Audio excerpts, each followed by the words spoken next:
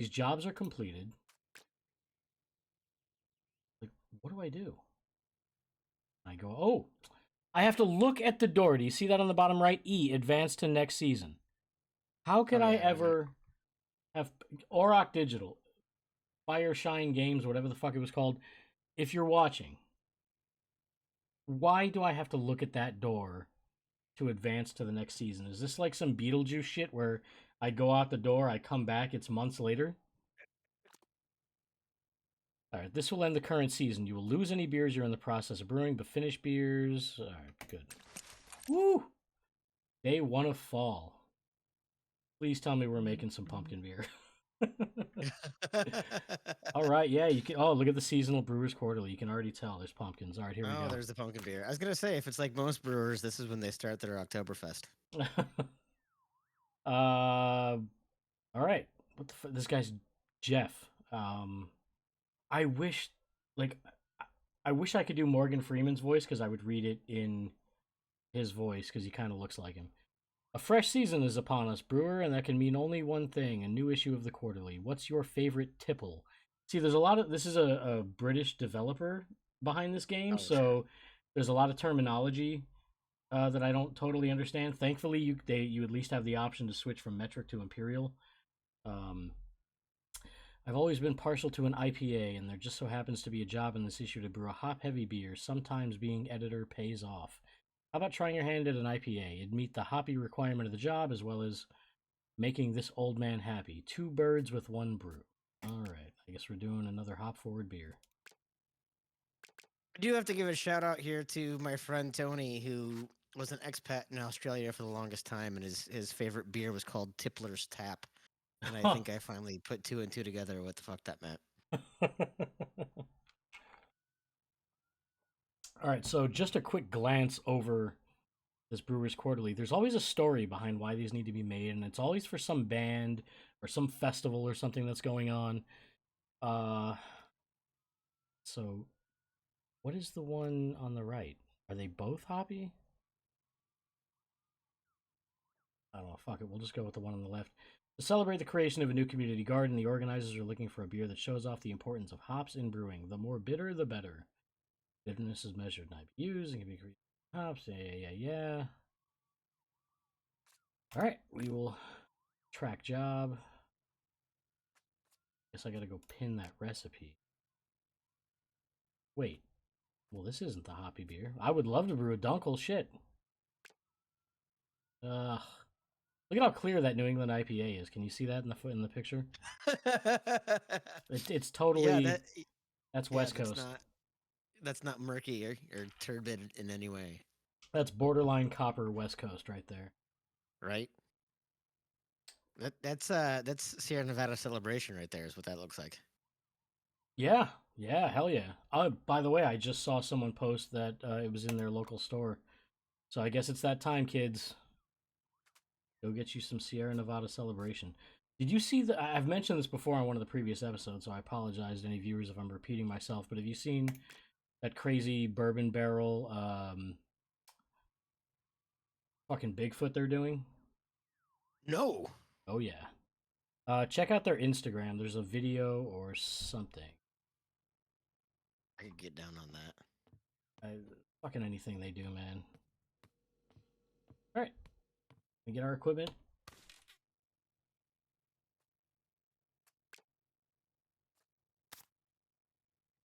I feel like I should just leave all this shit out for next time. I know, I like the didn't. I'll readily admit that I didn't watch the first one. Like you got to design this entire setup, right? no. I can do Okay. shit like move around these, you know. I think it's in build mode. I gotta hit H and then yeah, so I can rearrange these like because these 3 or 4 tables were all together at one point, and it was really annoying Gotcha. having to walk around them all. But Hmm. there's stuff in the inventory. Like if I open the item menu, you can see there's different furniture you can unlock and stuff like that. I mean, I don't care about any of this. Like, yeah, these. I'm sure these rugs really tie the room together, but I mean, I just don't care. Like, why? Why do I need that? Why do I need this fucking vintage radio. I can't play anything on it. You know what I mean? Like, there's just, it feels like there's all this kitschy shit that they really wanted to get. See, I put the fucking pot on here without any water, so we got to go back to the sink. Um, yeah, the details for some of this stuff, it just doesn't make sense to me. Hmm. So we got to go to 5.55 gallons. I'm gonna bump up the time here. Whoop, shit. Can never get this right. Scoot Domino, you're right. I do need to watch the origin story. What's the origin story? The original episode, Oh, which well, that's gone. is lost to the ether. That's all right. I just got to remember to. Mike gave me some good advice earlier about linking Twitch to my YouTube channel and it posting automatically. So let's try to do that. Which I you had can then link to your Friendster account, which you can then link to your Angel Fire page. I had planned to tinker with it last night because I knew I was coming up on my deadline before it got taken away, and then I again ended up getting enthralled with the Bears game as they kicked the shit out of the Packers, and just kind of forgot all about it and then went to bed or something. All right, so we got 5.57. Start heating this bitch. See how it's kitchen hob? I mention this every time. That's stove, but I guess they call it hob in Britain. I need some English viewers to really walk me through some of the idiosyncrasies of this. I'll throw the lid back on. I don't really know if it makes any difference.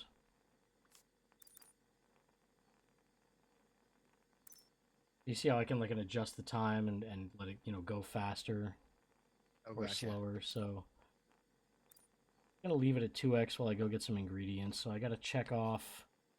We got our water. I need some malt extract.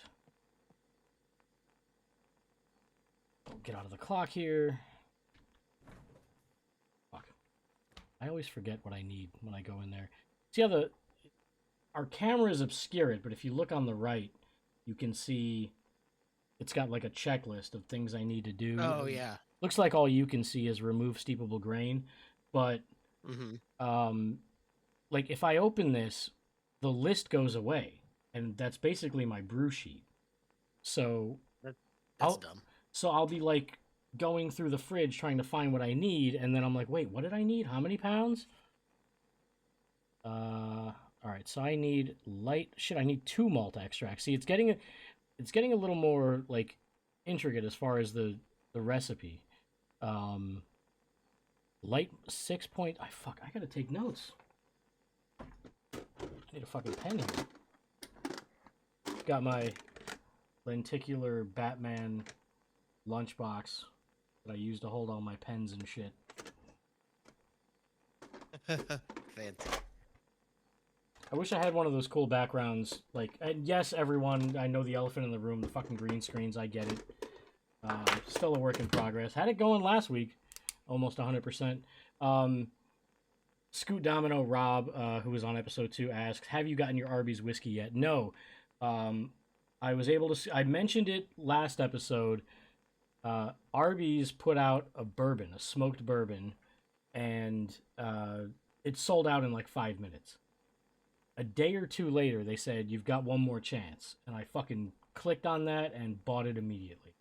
So I've got a bottle of Arby's smoked bourbon coming, I think, mid to late November. Hopefully by Thanksgiving. I would love... Who's making... I don't know. I got to look into that. I don't know who the distiller is. I mean, for all we know... I wish it was like Nihilist Arby's from Twitter, because they're making that shit in a bathtub. Well, because you'll remember a year ago or so, then a distillery here in Minneapolis, just up the road from my last brewery, made that first Arby's one, the Arby's vodka. Oh, really? Yeah. Yeah, I missed out on that one. I did too, because it was like $80 a bottle, and I don't hate myself enough to have Arby's and vodka at the exact same time. That's not true. I absolutely would, but I'd like to think that I'm better than that and not pay $80 for it. Well, the bourbon was 60, and I was blown away that it was only like $4 shipping, because I feel like anything like that that you order online, like if I were to order a glass from a brewery, it's like $8 for the glass, $12 shipping. Like, go fuck yourself. Um, shit. But yeah, it should be mid to late November. I'd love to know who's distilling it, but I thought to myself, hey, I'm not into smoked bourbon. I would love to like brown bag it and see what my mother-in-law thinks, because she's really been into smoked old fashions lately for some reason. There's such a trend right now, and don't get me wrong, I've enjoyed a couple, but it's gotten a little out of hand. Is it because of the Instagram, like, you see these videos of smoked cocktails where they're put under a dome with actual smoke and shit like that? It's all the kind of process and like entertainment of it. It's the pageantry, right? Because Good word.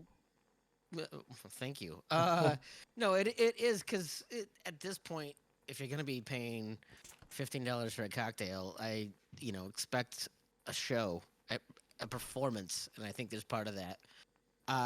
Some of them that I've seen, they serve it in a flip top bottle that you get to keep closed and let smoke as long as you want, and then you pop open the bottle. Yeah.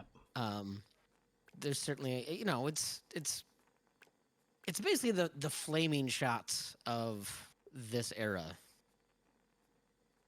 I don't know where we're not lighting more things on fire, frankly.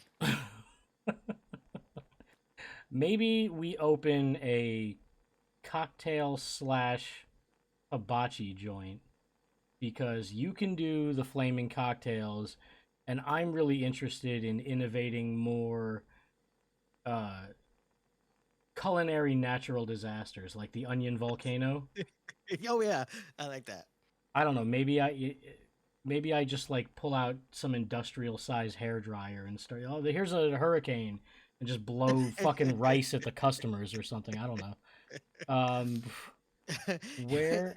Here's the sprouts pandemic. Oh fuck! I'm so glad I have you on here. Um, why can I not remember where to get new ingredients? Because I don't have the wheat extract. God damn it! They make it so fucking impossible to like. I don't remember. Like, I gotta play this more often. Hey Tom, what's going on? Where the fuck do I order from? Is it the catalog? Check. This is the kind of stuff that kills me. Like, you'll see in a minute if I get this thing ordered. F catalog. Let's see. Not it. Ingredients. Oh. Yep, there we go. So I need to buy this 15 tokens, but now watch this. You would think it would just go right to my inventory, right? It would just be in the fridge. Hmm. Nope. There's a box. I have to open the box. I have to take it out of the box. I have to retrieve it. Then I have to retrieve 1.3 pounds. Glad I'm taking notes. Oh, shit. See, look at these units of measurement. It goes from 8.8 ounces to 2.2 pounds. So I guess I just got to take 2.2 pounds and measure carefully. But do you get how, like, clunky these controls and things are? Yeah, It that is. just, it doesn't make a lot of sense to me. Like, I Why should are have. you keeping Why are you keeping your Brewers magazine with the recipe over in the foyer at the shoe rack anyway? I don't think I can move it. Um, says well, fuck. Let me stow this item for a second. Yeah, I can either read it or unstow the item in my inventory down to the bottom, which is the malt extract.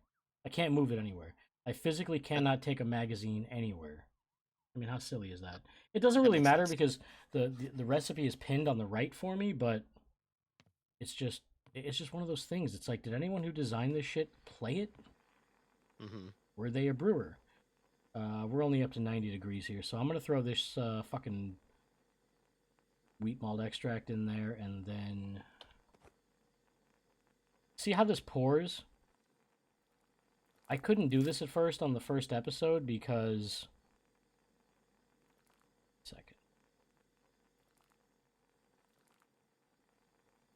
Sorry, I got to be real careful with this. Okay, got it. I'll stow that. I'll throw the lid on. Yeah, it's just so much doesn't make any sense. I'm such a glutton for punishment too. Like I will run through this entire game. And I don't complete anything I start, but holy shit. Fuck, I need steepable grain too. What? Chocolate? I need chocolate? Oh, we're making a fucking New England IPA. Maybe we're in Florida.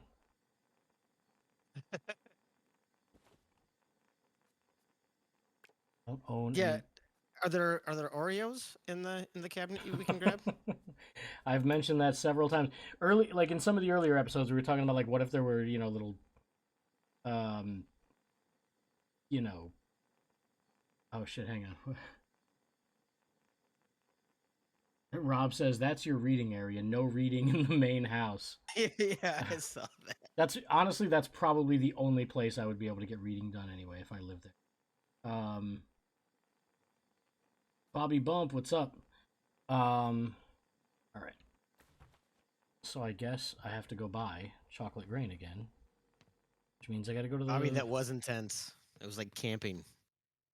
Yeah, you can go ahead and yell at me for that later. But we did talk about like what if we were able to have like expansion packs or whatever, like the Florida expansion pack.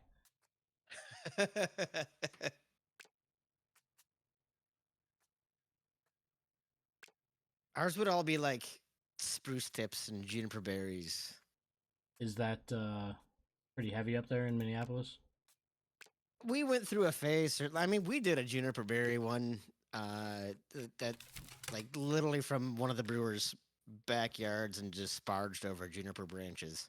Hmm. Um, I, these are all the things that the brewers masturbate to, and then no one that comes into the brewery wants to drink. But and then again, some sort of weird resurgence of smoked beer that again no one wants to drink.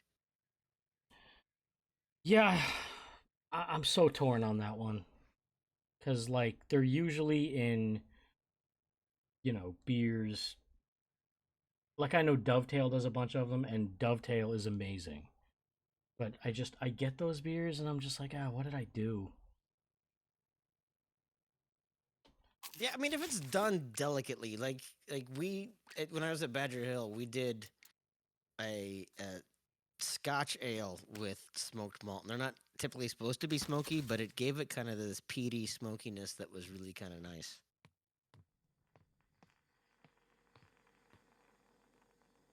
Yeah, spruce tips and gin barrels. I thought about that. I thought that would be nice. Yeah, there you go. Feel like I feel like I've known someone who did that. I just can't think of who. Item. All right, so we got our steepable grain in there. We're only at 114, so I'm gonna stow this item and let's see. I gotta check this off.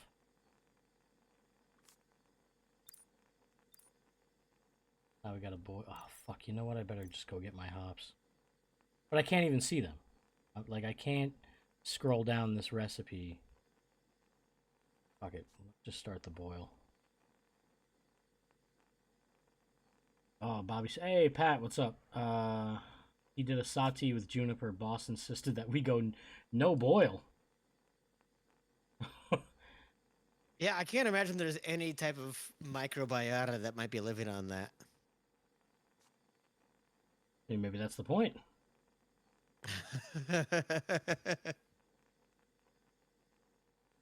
So I Oh, gotta just because you can doesn't mean you should. listen. That's my thought every time I see another local brewer post anything on Instagram.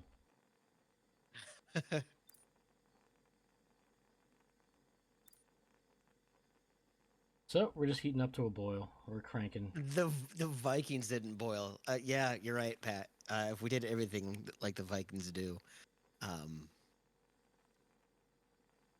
or I suppose our Minnesota Vikings would also be incredibly disappointing.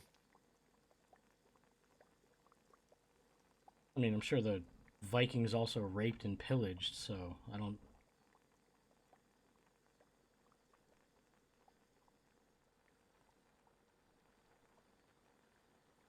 I always get so weird when like tradition is invoked because, like, yeah, I have my limits as far as experimentation and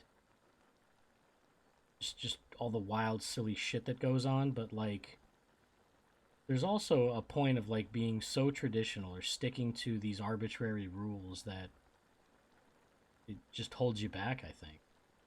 I've never seen the virtue in tradition. I think there's something to be said for people that something that's tried and true, but there often is too much of just the this is the way we've always done it. Yeah. Well, why? Well, because it's the way we've always done it, which I think is an enemy of progress.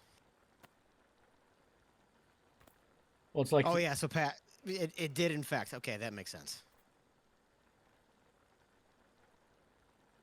so I need to add zero point 0.7 ounces of Kaiteriteri hops. Now, I've mentioned before on previous episodes that I think a lot of these are fake simply for, trademark issues. So I guess I got to go back to my catalog because I don't have any of that shit. Kaitera Terry. Kaiteriteri. It sounds like it's from New Zealand. A lot of You know, vowels. honestly, man, there are so many hops that are coming out like all the time. I don't know any of this shit. Like when I was a home brewer, I knew way more of new hop varieties and whatever. And when you're just kind of trying to, churn out your flagships over and over again and hopefully sneak in a couple of new brews in there. Like we're doing a hazy on Thursday with Nectaron, and I had not heard of Nectaron until we decided to do this hazy. Like I've lost touch with any hops anymore. Yeah, I mean, I have not. I mean, Galaxy sounds like old news to most, guys, especially like the haze canneries that are always innovating and shit and getting to work with all the latest products. But I've never had a Galaxy beer. I've never worked with Galaxy. I couldn't tell you what it fucking tastes or smells like. Couldn't afford it when I was doing my own thing at the brew pub, and like even though I'm sure I probably could have ordered it. It's like I'm not spending $45 a pound. Like, get the fuck out of here. Yeah, what's funny is we had it in a flagship IPA at Badger Hill, and because of how much we needed and versus what we had on contract, we started to slowly wean it out of there and replace it with Citra. And then the next thing you know, now we're sitting on this surplus of Galaxy. So uh, those things kind of ebb and flow pretty quickly. Rob says that hop name sounds like a new wave R&B artist. Yeah. Oh man, shit! Is that the chocolate? Oh no. So can you see it? Kaitera Terry. It sounds like the villain in the Avatar sequel. All right, so those hops are in there. That's going to be for 50 minutes. We threw them in at 13:14, so I guess we got to go to 14:04. I hate that I can't set a timer. Yeah, I mean So that's one thing that seems kind of silly about this at all. Like, w- even early homebrewers are still like measuring things out and setting timers. yeah, yeah. I feel like there was consultation from a brewing science standpoint. I mean, if you take a look at this thing, where the fuck is it? X-ray. I mean, see all these stats, see how it's like changing in real time. Um, you know what I mean? Like IBUs are going up because the hops are in there and time is passing. Shit, let me get out of this real quick. Slow down the time. I gotta go to 1404. So it feel like, and like, I don't know if any of these things, like, I once boiled too long on that stout on episode 2, and I was like 200 SRM at the end of the day. Is that even possible? I mean, yeah, wouldn't that just be completely black, It would be tar. right? Like, what's that Vanta black or whatever, the like the blackest black color? Nobody say anything racist. Not in chat. Because someone, I won't mention who, kind of did a couple episodes ago, and I was like, oh fuck, here we go. I'm not even monetized yet. How can you demonetize me right away? uh, Bobby says founders, of course. Yeah, absolutely. And what's crazy is, like, if you look at any of their posts and comments and people just like salivating over the newest releases and shit, it's honestly amazing how few people truly know about what happened there, and how, like, there, like, it seems like beer Twitter is its own bubble, and then everything out of beer Twitter is its own bubble. Everything, yeah. Beer Twitter is like a microcosm of the beer industry in general. Because even the people that aren't on beer Twitter that are still in the beer industry, like beer Instagram is its own bubble. But then beer just in general thinks that, hey, what we talk about a lot, anyone else gives a fuck about. Yeah. I've always said that Beer Advocate was uh, uh, such a bubble that everyone who comments on Beer Advocate thinks that people give a shit about their opinion, or they're the standard beer drinker. But if you ever think that you are the typical customer, you're not. Right. Whether that's beer, whether that's Arby's, whether that's a Toyota. If you ever think, oh, I represent the typical, you don't. And anyone who gets really into any typical subject is definitely not that, because no one gives a shit about most of the things they buy, and including beer. And I also find it really funny, the kind of selective outrage people have. Oh Like, yeah. all right, our 10-minute hops went in. It is 14:05, so we'll go to 14:15. I hate that I have to take notes. I mean, yeah, that's like, if you're really brewing, that makes it a little more realistic, I guess. Like, I should just make copies of the fucking brew sheets at work, and the brew logs, and just bring them home so I can fill them out here. Um, Damn it, Pat. Now I want French toast, and I wonder what French toast with a stout in the batter would be like. the typical customer buys beer with eggs and bread. I once saw, I swear to God, um, a local, I guess you would call them influencer, whatever, beer influencer, quote unquote, collaborating with a brewery, and they were making pancakes, like, in the brew area, and then going up on the brew deck and throwing the fucking pancakes in the mash or the boil or whatever they were doing. And it's like, why would you make the fucking pancakes? Just throw the powder in. I mean, and it's just Because, flour and shit well, anyway. again, Like, you're not. it's it's all pageantry. It's all performance. This is just a different type of performance. You're selling the idea, not the logic. Yeah, it's all for the gram. It is all for the gram.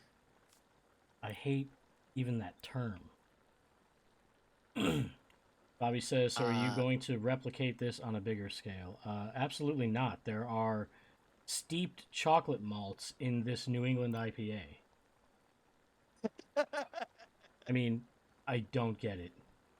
It's going to be interesting to see what the color's like. I mean, if I pull up X right here, what's our color? 48 SRM.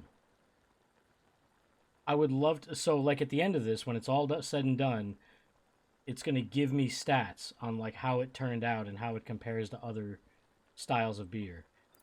And I have no idea what it's going to tell me because of this. This is the, like, when it told me to go get that chocolate malt, I was like, wait, did I do the dunkel? because we had the option of the Dunkel or the New England IPA. God, I really didn't want to brew this style. I mean, I was so excited last night watching New England get the shit kicked out of them. Ah, Wait, Pat. it's taking 48 SRM. Yeah, check it out.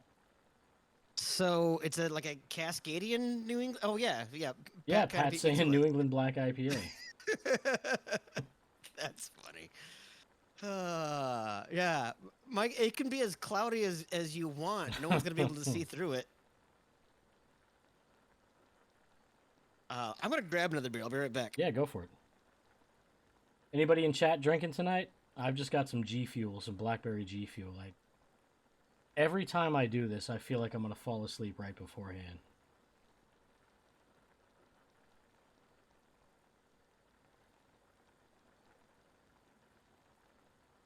Sapporo, nice. I love getting a Sapporo or shit, hang on. Gotta watch, turn off the X-ray. I gotta kill the boil. Alright. These and stow it. Throw the lid back on here for a second. I'm gonna take it off. Yeah, I love getting a Sapporo or a Kirin Light with hibachi. Mike, are you really drinking single in Havana? Bourbon. What kind of bourbon, Bobby? I got that smoked Arby's bourbon coming. Cold IPA from Wayfinder. Nice.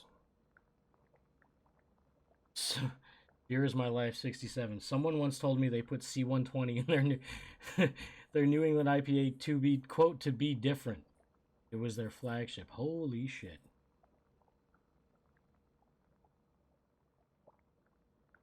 Steeping grains is amazing. Those were the hops. Pretty sure I pulled that steeping grain before.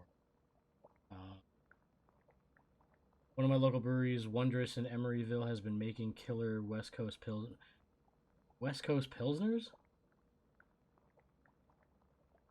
Jim Beam can be such a clutch drink. Yo, fuck yeah, man. Mixed on the rocks. What the fuck am I doing here? Alright, so I removed the hops. Gotta cool the wort. I'm waiting for Tim to come back because I want him to see just how ridiculous this part is. Let me stow this shit. I'm telling you, man, like, why can I not access this fucking immersion chiller? Heat exchanger. It sucks. So annoying. Yeah, Jim Beam is consistent. Consistency is very underrated. It's weird seeing beer geeks get off on like, oh, this batch is better than the last batch. Like, for all you know, it's the same fucking batch. It's just older.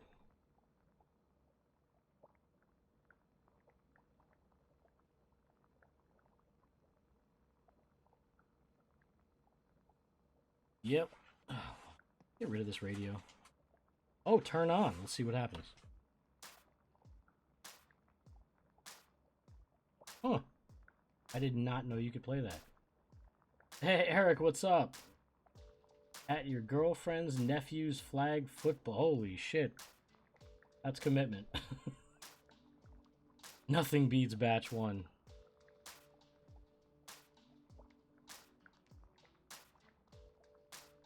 That music is actually so much better than the lobby music.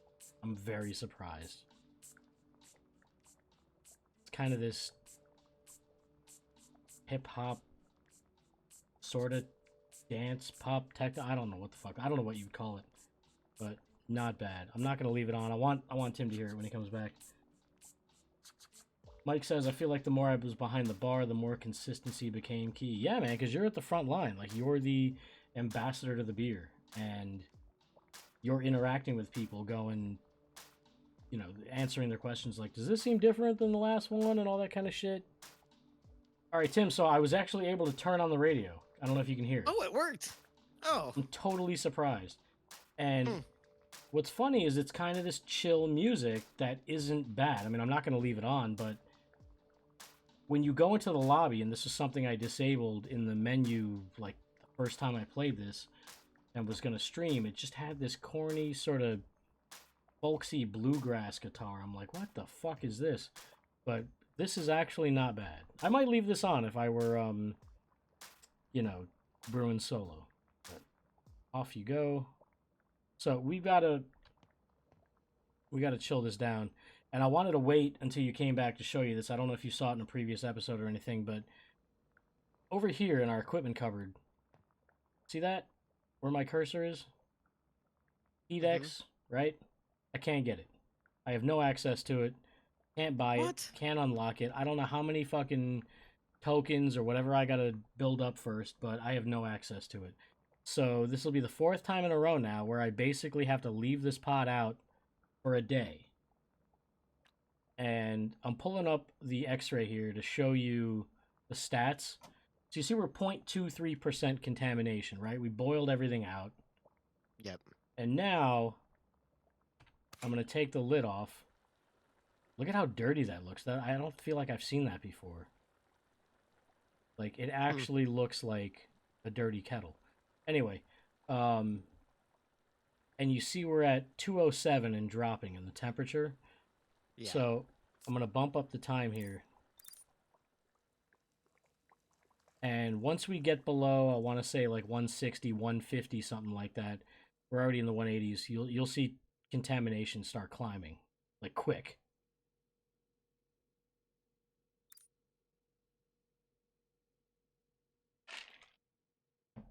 One. Oh, there we go. See it racing? Oh yeah. It's like I hit the NOS button on fucking contamination. Now it's just racing.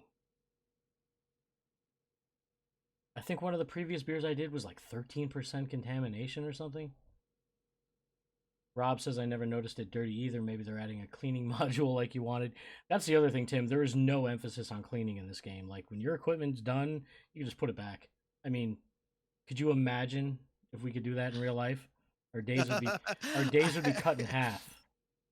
Oh yeah, no, easily. I think I've brewed. We're only brewing like an actual batch of beer twice this week, and the other 3 days are all devoted to cleaning. Yeah. All right, so we're down to about 72 degrees. Got to go to 68. Then we got to go get some yeast. Rob said maybe they're adding a cleaning module. I mean, it does feel like there's little updates every time I open this. Because in week 1, I had a gripe that, like, yeah, it's boiling, but I don't see anything. It's like, I know it's not the most graphic intensive game.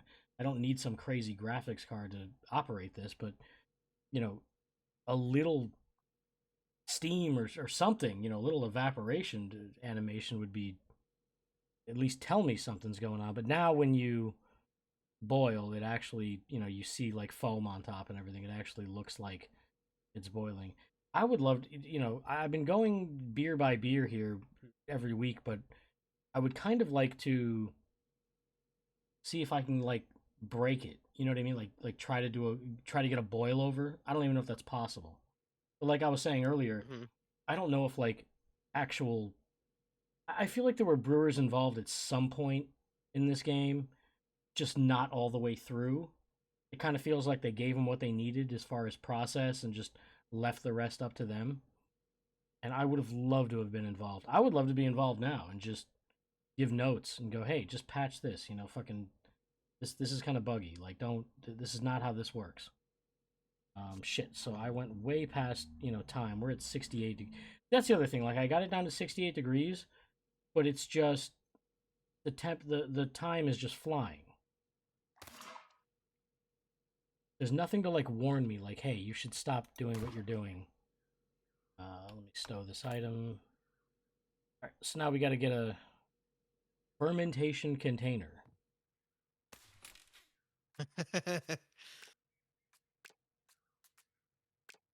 I'm glad they've at least got like the cool carboys that come with the airlocks and stuff rather than just a piece of glass. Uh-huh. I mean, look at that. It's all sanitized. You see the sanitizer in the airlock right there. All ready to go. Already ready to go. That's how that works. It's like you've got like some sort of midnight shift cellarman doing all the work for you. And he's not waiting to sanitize that vessel until about 30 minutes before you're going to knock out. Yep. Been there. This looks safe.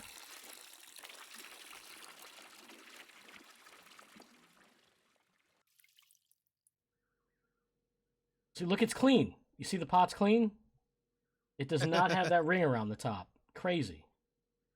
Now, I've griped about this before, and I will again until I die. I had to open the cupboard to take it out, right? Mm-hmm. I could just throw it back in, just through osmosis or teleportation or whatever it is. I have to open the cabinet to take it out, but I could just look at the cabinet and put it back in.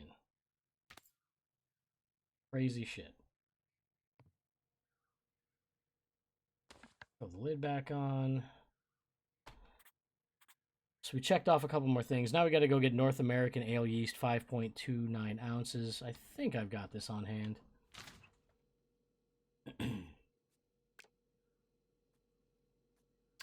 I do not.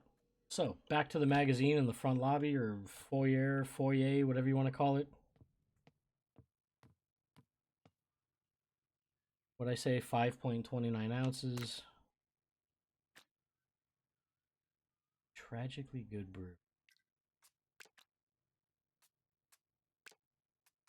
Yeah, Bobby, we got to auctionate that shit. Holy fuck, 4 brews in now, and I hadn't even thought of that. Can't believe it. It's crazy. It's just like all these little skip steps. Rob says I poured out all the dirty. Man, if only I could pour out all the dirty on my 20-barrel kettle at work. Right. I want to see you shake the shit out of it first. I'll do that. Watch. See, opening this box. Come on. It'd be hilarious if they sent you the wrong thing, and then now you got to initiate like a fucking return. There's an RMA process. You gotta take your QR code to Kohl's and find the Amazon booth and fucking have them scan it. All right. So here's our yeast. I do like that they make you walk all the way over to the foyer to get that thing because I walk twice as much as I need to at work because I've forgotten something over in the lab. I mean, that's the thing. Like, there's all these little details that are so unnecessary, like steps you really shouldn't have to go through in a game. Mm-hmm. It's like, great, it's realistic in real life, but like, if we're gonna go that route, why am I not hearing like a ring at the door or a knock? Why don't I have to open the door and get the fucking box off my porch? Like, is the Amazon guy just coming in my home and leaving it there? They might. I sometimes worry Amazon comes into my house. All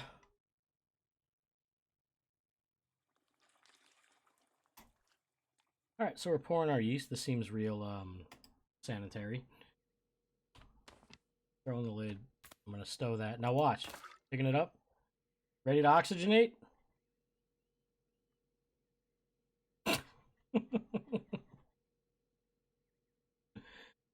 I'm just like shaking it as hard as I can with the mouse.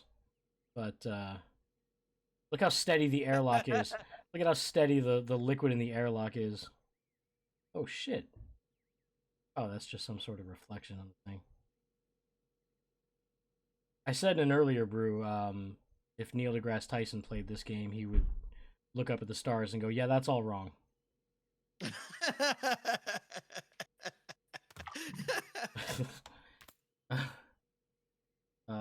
Plot twist: the Amazon guy is your wife. Thank you, Rob. More lives, please. The calendar feature is my favorite. Time traveling and brewing. Yeah, why can't I go backwards to before I decided to become a brewer? All right. So we got a fermented 68 for 15 days. I'm assuming there's never going to be an option to unlock any sort of glycol option. So we got to fast forward 15. I hate that I can't type it in. I gotta click this thing. But like, look how far it goes. I mean, why would I need to do anything for 100 days? So then if I pull up that x-ray again, you'll see gravity has changed, all that kind of stuff.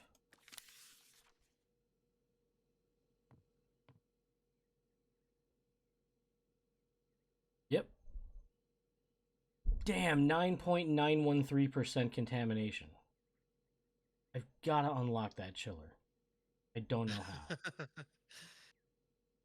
47.3 IBUs. I mean, we came pretty fucking close. Color is 21.2. That's strange. Okay. That's better, but it's strange that we were 40 something earlier. 3 pounds of unfermentable sugars. Huh. Where the fuck's our ABV? 7.4. All right. What'd the recipe call for?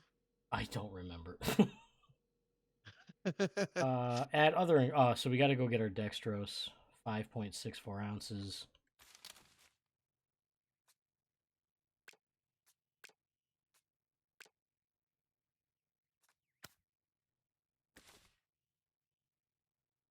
And it just looks like an open bag of table sugar you would find in your cupboard. Mm-hmm.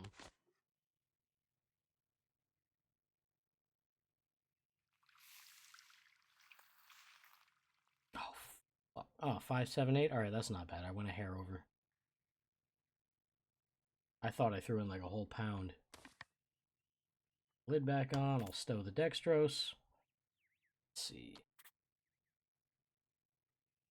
Transfer to a conditioning container. Look at all these numbers going wild. That just looks glitchy. It doesn't really look like anything. Well, fermentable sugars number is changing. It's weird that it's going up so slowly. Maybe it's like dissolving in solution right now? Yeah, I think so. Because, Really? yeah, you've got undissolved pounds is changing. Rob says, looks like you're unlocking some kind of cooler from this IPA. Oh, man. All right, so now we need a conditioning container.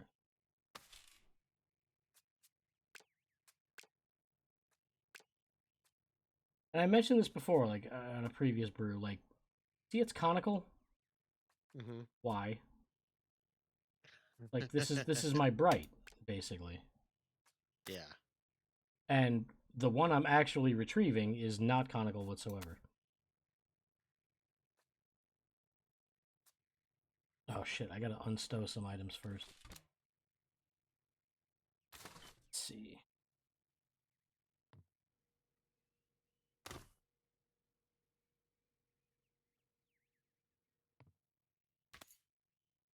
I feel like, it's a little too realistic having to like go to the cabinet for everything. Like, why can't I just open an inventory and get what I need? Like, I get the interactivity of it, I get the visual part of it, but it's like 4 brews in and I'm tired of it. Yeah, like really, you're just gonna have your inventory of items already there anyway. Like there's no like pre-staging that happens. Right. Um, Maybe you should just get the Amazon guy who comes right inside your house to just go get everything out of the pantry for you. yeah, I really need an assistant to do all this bullshit. Okay. Now I need a tube. You're gonna love this part.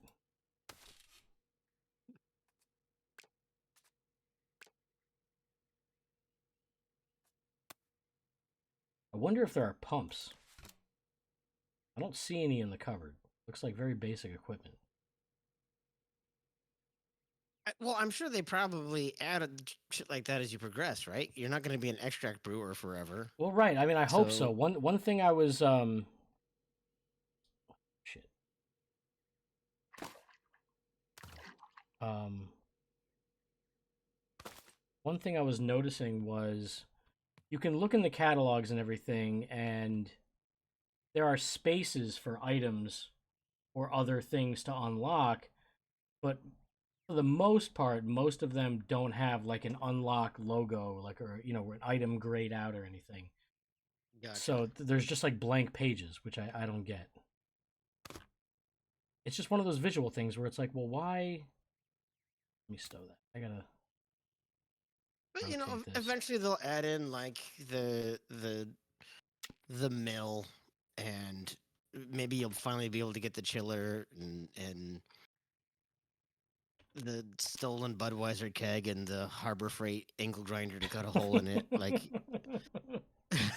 maybe you can get some of those.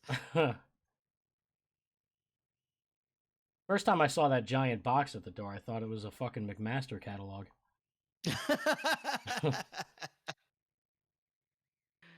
Oh God, Uline found me at home somehow. I get the Uline catalog at home, and I've canceled it like 3 times, and it'll be done for like a year, then it'll show up again randomly. What's like the weirdest thing for work that's ever been delivered to your home? Ooh, that's a good question. I don't know. Um, it's usually the other way around. Is I have weird things for home delivered at work because I don't want it stolen off my porch. Yeah. If you want to know mine, it I was do. a Dixie crowler machine. You had the Dixie delivered to your house? Dude, it was the brew pub that I was working at. This is early 2018. We didn't start off with crowlers. Like I wanted to see how everything goes and like make sure staff was trained and understood like how things worked and all that, and knowing how it eventually went, it probably didn't matter because the final manager before me was apparently telling staff to seam each crowler 3 times to make sure it's good and tight.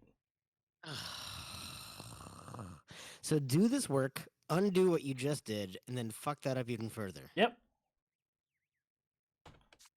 But the, the, the tube isn't. Well, the tube doesn't look like it's. Oh yeah, it is. The rendering on those graphics is weird. yeah, um, I'm trying to take the fucking tube off. Oh, hold E I hate this E shit. Um, so yeah, I want to say it was like early, maybe spring 2018, right? And all right, I'll check that off. We got a condition for 21 days, so I'll go over to the calendar.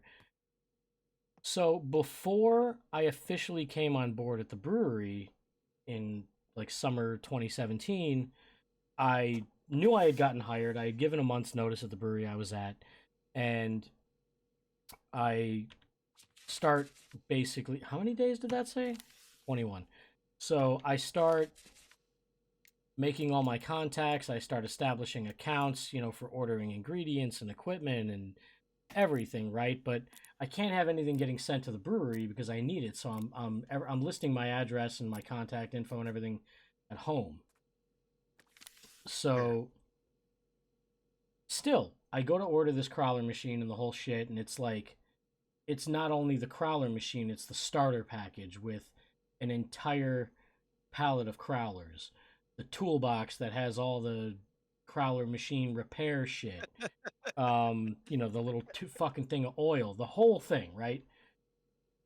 So I'm at work one day, and when I ordered this thing, I made sure to double check all the info, right? Because we were getting weird deliveries, because for another brewery in town, and I just wanted to make sure there was no confusion, nothing went wrong, and so I'll tell the story before we taste and package this beer, but I'll bring it into the other room. So I'm at work. I get a call from my wife, and she's like, "Hey, there's a package here," and I'm like, "Okay," and she goes, "It's really big," and I'm like, "Where the fuck is it from?" And she's like, let me take a look." She goes, "Dixie Canner," and I'm like, "Send me a picture of this shit," and I'm telling you, it's the size of like not a full size coffin, but I don't know, maybe like not necessarily the leg lamp box in A Christmas Story. Sure, It sure, more of like but I like don't a know, wood crate. like a large toddler's coffin. Uh, maybe I don't know, maybe 9 year, maybe a 9 year old's coffin. I'll go with that. Anyway, so I'm like, listen, just fucking leave it there. Get it in the house. Get it in the house because I can't have that thing stolen. It's thousands of dollars. Just get that thing in the house. She's like, it's fucking heavy. I can't. I'm like, get a neighbor. Get somebody.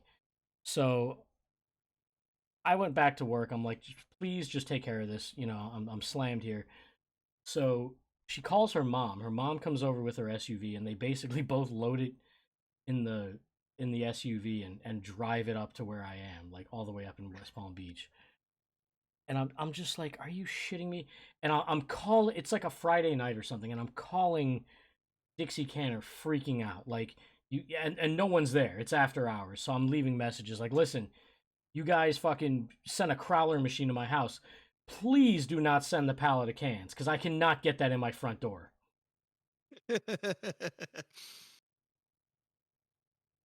All right. Yeah, I mean, like we've definitely had to like grab somebody's pickup to go grab a pallet of cans.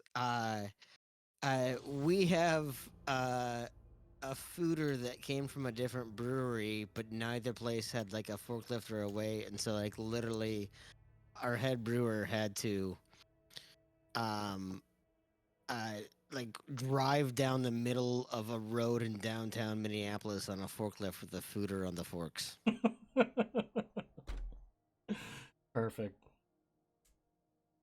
Do you ever have like business neighbors who kind of take advantage of your forklift? Like, oh, they've got a forklift, so we don't have to pay a lift gate fee every time we order something. We'll just ask them because we do. We don't, which is nice. I will say that when I was at Badger Hill, we were in an industrial area, and there was some, I don't even know what exactly they did. As far as I know, it was a front for the mob. I have no idea. But they had like different type of presses, and so like when we would get something for the canning line, and we needed these ball bearings put in, and you need like an industrial press to do that, we would just walk over with a case of beer, be like, "Hey guys, so how's that press working today?" And we would definitely buy the use of their mechanical equipment because we didn't have those capabilities. All right, well, we've got results. 21.2 SRM. It still, like, on that chart, that still feels dark to me. Um, Pretty amber, or yeah. pretty not even Well, I mean, you can see it in the glass right there. I forget. ruby. Yeah, it's almost Yeah, ruby. yeah. I'd say definitely amber. 2.27 volume, so it's a hair undercarved, but New England hazy IPAs typically are. I mean, I think I Yeah. think I think a lot of them cut back on that carbonation to sort of give a little bit of a smoother, less crisp mouthfeel and a little bit of that, little less of that carbonic acid bite. hmm Um, so I guess I'm okay with that. 5 gallons, extremely hazy, so we nailed that. I'm a little weirded out that the glass, the representation of the beer in the glass is the color, but it's not the clarity or the lack of clarity. Yeah, they definitely don't seem to have that part nailed down at all. Yeah. And you see here how it's got like the spider wheels and it'll do shit like this. Like I think this is cool, but hmm I don't really know what that means to people who don't normally brew. Yep. But it's interesting. I mean, it's got all the little aroma and flavor notes and everything. I mean, it it's a little slightly malty and sweet. I mean, we're going for a hoppy beer, so really, like we used the amount of hops we were supposed to. We put them in at the time we were supposed to, and yet our IBUs are lower than what we were supposed to, and it's registering more malty than hoppy. So I'm interested to see the results in a sec.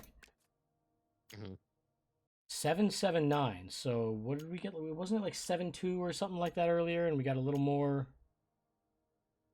I don't know. Oh, 47. Didn't I just see 20 something IBUs? I thought you did too. I don't know. I think we might have been Yeah, looking at something this different. shit's glitchy. Now we're only at 4.9% contamination. Um, Very heavy body, which I guess is all right for the style. Fucking low final gravity. I mean, this thing's got to be dry as shit. Oh no, that would be one.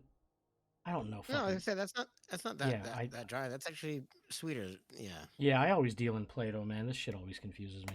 That's one thing Oh, you can't. As far same, as I know, you can't same. change. It's all specific. You can't do Play-Doh. Oh, look at this. Did I hit it? Because I've never seen these. Oh wow, activity and recipe match, activity match. I've never had that before. Hey, look at that. See, you're good luck, man. I gotta have you on again. Tom asks, sister-in-law didn't come off her a hand. Look, man, that's an inside joke. I'm sure everyone here probably understands it, but I don't want to get into that. Uh, Bobby says, I think that's point 0.5 Play-Doh. I don't know, man. Next time I'll have like Beersmith on my phone queued up and I'll do the conversion, or I'll just have like a conversion chart printed out. But wow, like I've never seen these little stars and stuff on here, so that's cool. Feels like I'm getting somewhere in the game. But it's strange because it's only a 63% match on American IPA, yet it's like, I mean, that's less than, it's a less of a match than the old ale, less of a match than the Wee Heavy or the British Strong Ale. I don't even know why those are in this, but I don't know, I guess we did something right. Bobby, and Bobby, that was 1020, not 1002. 1020 is 5, so you're off by a factor of 10. I was told there'd be no math. Name idea from the old list: load bearing crowler. um, well, I mean, since it's an IPA and we're like 47 something IBUs, I figured, uh, in your honor, Tim, we'll call it bitter units. Little plug for the No, podcast. I love it. I love it. Uh, oh, we unlocked a new bottle. Still can't do a can, but I've only had the Belgian bottle before, so plenty of glasses to use. Stout and the IPA glasses look so close to each other.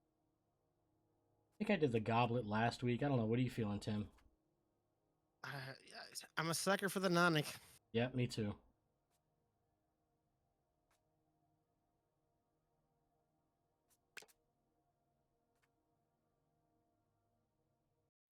Edit your label maker. I mean, there's some imagery. I really want to go over the label making with Mike. Like I thought maybe I will. Mike loves beer. For anyone listening, um, Mike is into marketing, label design, all that stuff for Copper Point Brewing. So social media. So I thought maybe like off camera or maybe on a solo episode, I'll brew the beer, and then when it gets to this part, I'll bring in Mike, and we can kind of do a label together because he can talk about all the nuances of the legalities and the FDA warnings or whatever it is. So I thought that might be interesting for anyone who's into that. What are you feeling on the image here? I kind of like this diamond on the top left. I can't even read it, but Yeah, no, I kind of agree with you. I think that's the one that's jumping out to me. first one I did, I had the mushroom down in the bottom left. I think last week I did that black and white one right above it. Oh, there it is. Wait, you went with psychedelics for your first one? Of course. Surprises me greatly.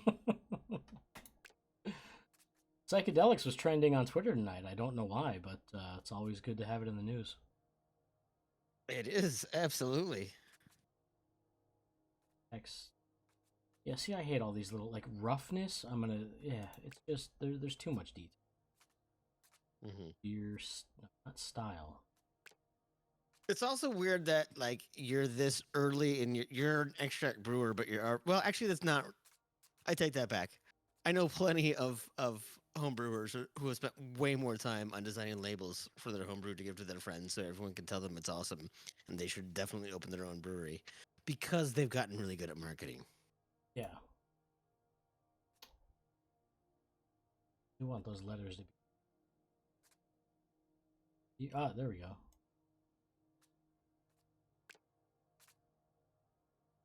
Dragonstone font. I don't even know if any of these fonts are real. Nern? Dorn? Bobby asked if you get your own food, get to design your own food truck with this software. Oh man, yeah. Well, I booked a food truck, and as always, they broke down and or double booked. So, no food truck on tonight's episode. I was gonna say Huh, if it was like the food truck up here in Minnesota, they actually turned out to be a cult. yeah, fuck man. I was so into the food truck thing in the beginning, and at my first brewery, it was so new to the area, and our first brewery was like kind of the like the test ground for whether or not the city would allow food trucks. I'm thinking of like the wrong word or phrase here, but like we were kind of the experimental program, and Mhm. we had food trucks all the time, and I was so into it in the beginning, and I thought like, wow, what a cool idea! Like you don't have to have a physical restaurant; you can go wherever you want as long as it's allowed, and you can constantly innovate and do all kinds of different shit. And then like after a while, I'm like, you know what? I really don't want a $17 well done fucking burger with no sides. Yeah, yeah. No, I mean you're not wrong. Like there, to me, the best food trucks are the ones that are in residence, that basically set up and they're the in-house kitchen that just sits in a trailer outside because they Yeah. get a little bit more time for prep and they're not having to just scramble and there's storage and things like that. But so many of those food trucks, yeah. Well, it's funny too because you and I like share a favorite movie that is about a food truck. Oh, Chef? Yeah, Love Chef, yeah. yeah. But yeah, that has been kind of the latest trend up here anyway. Is that you're not you're a food truck, but you're the food truck in residence, and so you never take your food truck and leave. It just stays there, and then it becomes just it's a way to kind of be a brew pub without being a brew pub for so many of these places. Yeah, we actually have one of those, and it makes it a lot easier as far as events. We do Hmm. what we call a throwdown every couple of months, where it's either us doing pairings against another visiting brewery, or sometimes it's like brewers versus front of house or brewers versus owners. Um, but it does kind of make it easier. I mean, there's other issues that I won't talk about here, but um, I say I, some of I've t- yours might be specific. yeah, I've told you a few, but Yeah. maybe I've sent you a few pictures from time to time. But but yeah, I feel like maybe it was exposure to brewery culture that got food trucks to go. Oh, you know what? We can play off that local family-owned, independent, craft, artisanal horseshit and start overcharging for lesser quality products. I mean, look, the few food trucks I love are fucking outstanding, and Mhm. I hate when they're not around. But they're like the others. I mean, it's just like breweries; they're a dime a dozen.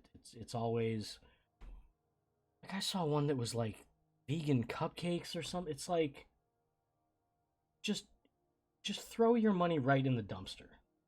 Like I don't know why you're going. Yeah, I know some of them have gotten pretty well because like when I was at Badger Hill and people like, oh, I can't make enough money to drive all the way out here, and I'm like, because you're spending way too much money on ingredients no one gives a shit about. Uh, we're in Minnesota.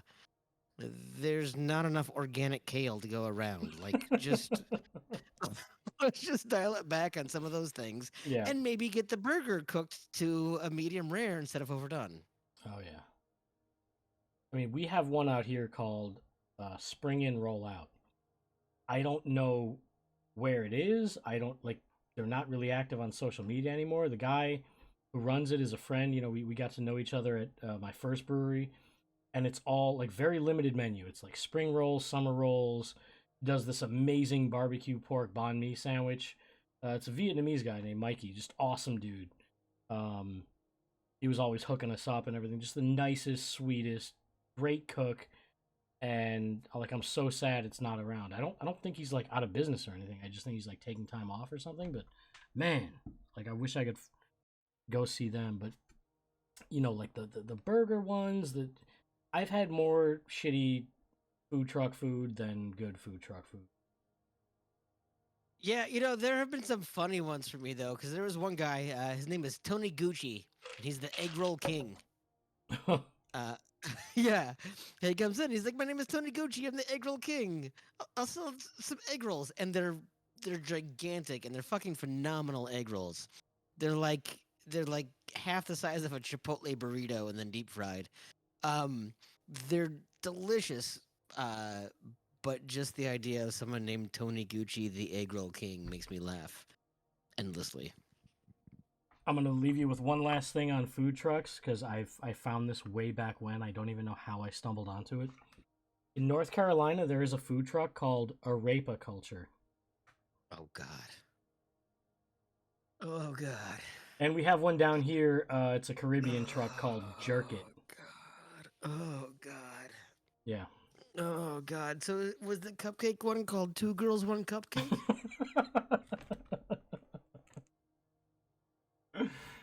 Oh I'm man. not. I'm not Support proud. local. Support local. Fucking A. Art is anal. There. I love when you do that. Um. Fuck. So the the funny thing about if there were like a food truck expansion pack or a food truck game or whatever, and this is like something I've brought up before about this game, is that it's called Brewmaster, but like you're home brewing, right? But there's a Yeah. cooking simulator. You know what it's called? Cooking simulator. Like it's not brewing simulator. It's Brewmaster. Like cooking simulator is not called chef de cuisine or executive chef or sous chef. So like the game might need a little bit of humility. Like I know we're starting off homebrewing in this big fucking fancy cabin with the fireplace and the whole shit, and not somebody's garage. But man, uh, But Joel, how many times has someone come into the brewery, or even like a second cousin is introduced to you at a family gathering or whatever, and someone calls you the brewmaster, and you're like, "Fuck, I'm not the brewmaster." yeah, um, I was called that a lot at the brew pub. Like there were a lot of Uh huh. people in my first brewery. You could sit in the tap room and watch me brew. I mean, you were in the Hmm. same room as I. It was all in the warehouse. There was only a chain basically separating Hmm. everybody. And even then, a lot of people would just step right over it, walk right into the brew house, and be like, "Is the bathroom back here?" Yeah, But yeah. By the way, side note, uh, get out of the brewery, people. I don't go walk into your cubicle and ask how your spreadsheet's going. yeah, yeah. I saw. I want to say it was Mike. I think Mike was giving a tour once or somebody. I went in on the weekend to check gravities on all the beers that were fermenting, and I'm watching a tour in progress. And it was a warehouse space, and we had pallets of grain, like because we had, our base malt, all our pilsner or two row, whatever we had, was all in like super sacks, and then all the specialty stuff would come in on pallets, and we were using like a lot of caramel malts back then because we had caramel ales, and we had like pallets of 120 and 80 and 40 and shit, and it was cool because like you could organize it neatly. Like you just that pallet's over here, that pallet's over here. It was real organized because we had so much space, but it was also accessible to like anybody who wanted to just walk up to it. So while I'm checking these gravities, I'm watching a guy kind of divert from the tour and walk over to a pallet of grain, grab the bag that was like rolled shut, open it, reach his arm all the way in, pull out a handful of grain and start munching on it. And it's like, do you go into the kitchen in a restaurant and just start taking handfuls of Minneapolis organic kale? Or Yeah, no, so like when I have to used to have to do tours, I always started it off right away, and I said, this is a live production environment. Things are hot. They are caustic. They are under pressure. That's just me, but please don't touch me or anything else in this brewery. Leave your hands in your pockets, please. Yeah, I had in West Palm we had I feel like we've gotten so far off track of whatever the hell we were talking about, but Fuck it. um, very tight confined space in the brew pub, and I brought a whole group of people back, and they seemed like they were pre-gaming before they even got to me, and like before the brewery, and it was some sort of company party, and one of the bosses, like when I'm kind of standing on the brew house steps, giving my whole speech, and then pretty much everyone's paying attention, but some of them are kind of goofing off, and then the guy who's kind of running the crowd or the group, I guess you would call him the leader or the boss or whoever. He looks, because like there's 15, 20 people all in this very small space. So of course a few of them are like right near the drums of chemical, of like caustic and paracetic and everything. So there's all this dried caustic on top of the drum. And this guy leans into it like this with his finger on his nose.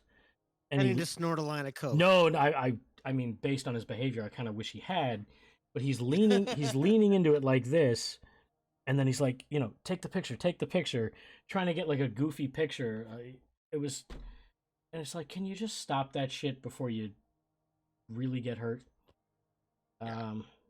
Anyway, back to the game. Yeah, no. Yeah, No, no, go ahead. back What, to the game. what were we gonna say? No, I was gonna say there was one time where we're in the middle of the production day. We opened up at noon on a Saturday in our tap room. And there was a bags or on a Friday on the tap room, and there was a bags league, and it was raining, and they just came back onto the loading dock and started setting up bags. I'm like, we're not done doing shipping, receiving, loading the cooler for the day. You can't just set up bags. And they're like, nah, we're fine. And I'm like, that woman over there is holding a toddler in her lap, sitting directly underneath a 55-pound bag of grain that is not on the pallet properly on the pallet racking. I cannot have you guys back here. They, they don't get it. They don't care. No, no. For some reason, and I kind of feel like breweries brought this upon themselves by having the whole warehouse rough and Yeah. unfinished kind of kitschy, you know, Yep. concrete, like because they were We're just sort a of part of the community, and you're immersed in our experience. right, and like we're all family and we're locally owned and we're all pals, and it sort of blurs the lines on like what you can and can't do and how you can behave and everything. So people just kind of act like they're at home, and then that's when problems arise. And I'm honestly surprised that there aren't more injuries, more slip and falls, all those kind of things. I mean, Yeah, oh, for sure. I used to just watch people jump over the chain constantly, especially on busy nights. There was one night I was behind the bar. It was slammed, and it was so hot in the tap room because there was no air conditioning in this place. And there was like, I don't know, 3, 4 bartenders on shift, including me. And I hear the walk in is right behind us, and the door is around the corner, facing like where the cornhole was, because it was all just open warehouse. And I hear the unmistakable sound of the handle of the walk-in door and like the door being open. Oh God. Yep. And I look and I'm like, well, I'm here. The other bartender's there. The other bartender's there. Who the fuck just opened that door?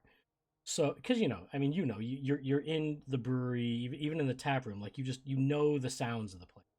You hear water Yep. dripping, something's leaking. You hear air, like some gas is leaking. Like you just get used to the sounds. I walk around the corner and the door is cracked and the light is off.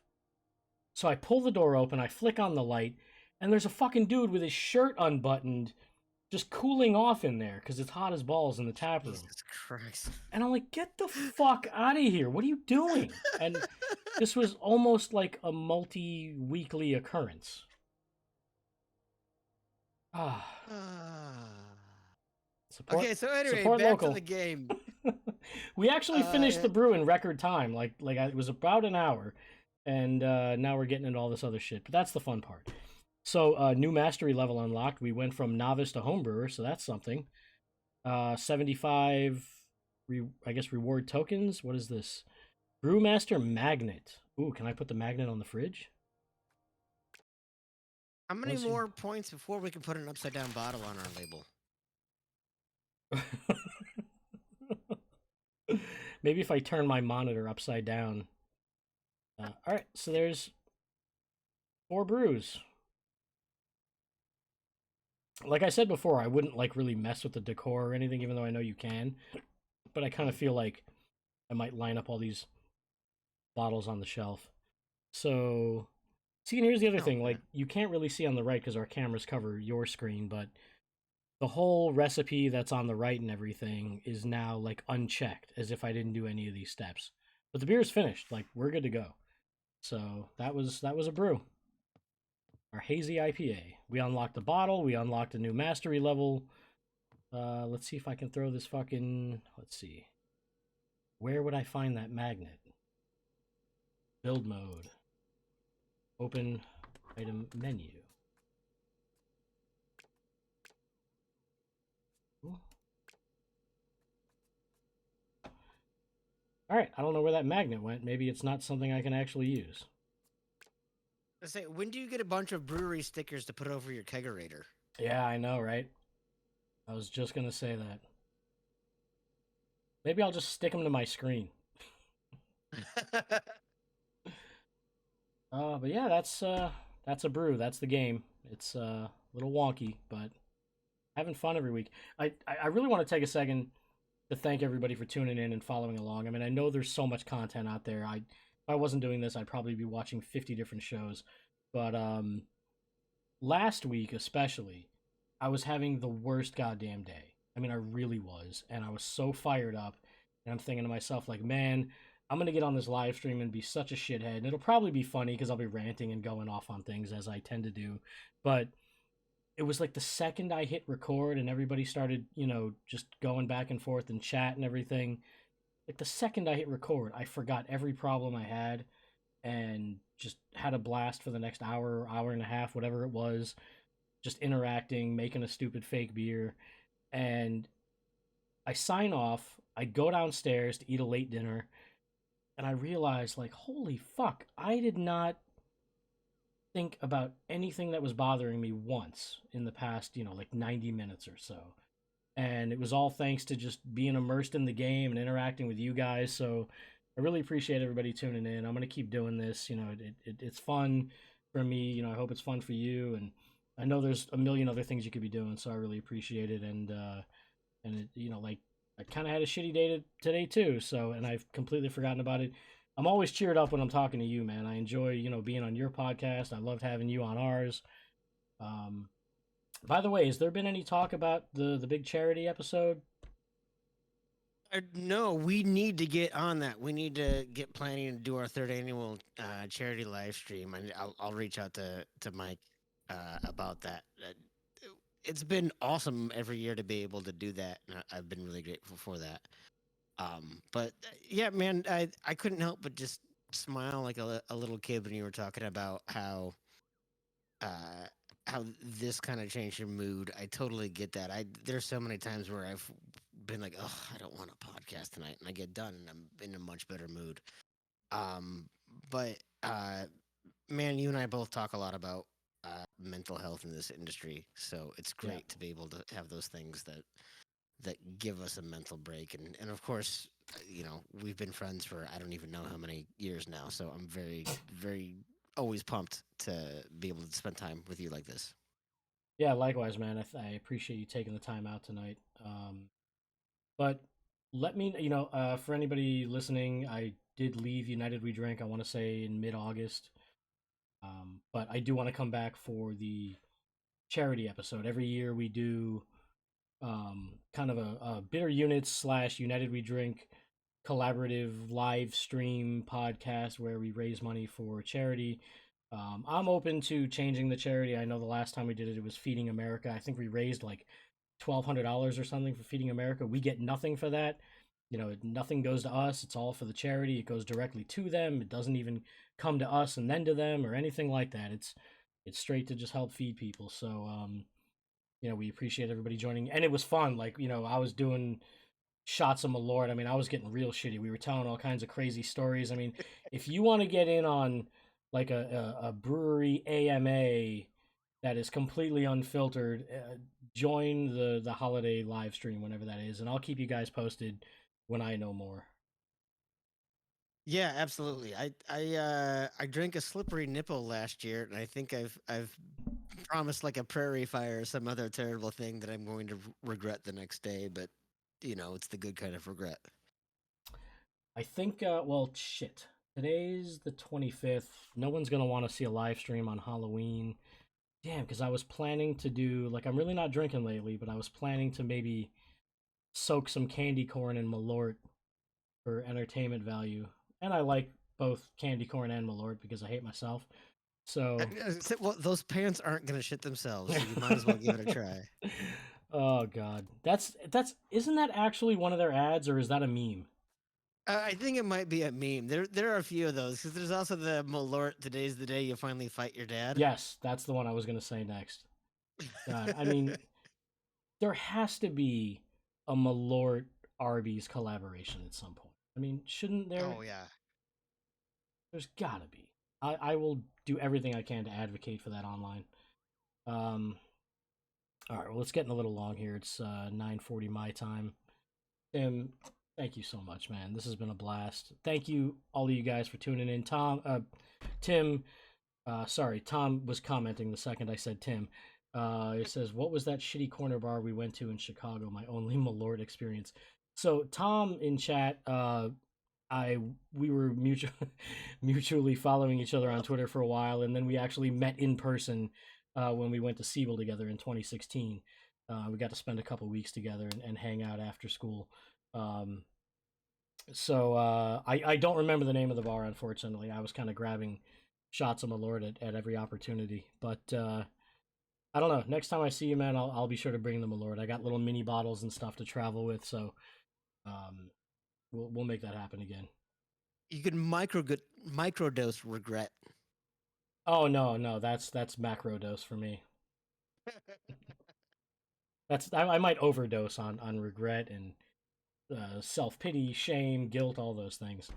So Yep. all right, well, Tim, thank you again. Do you want to plug all your stuff?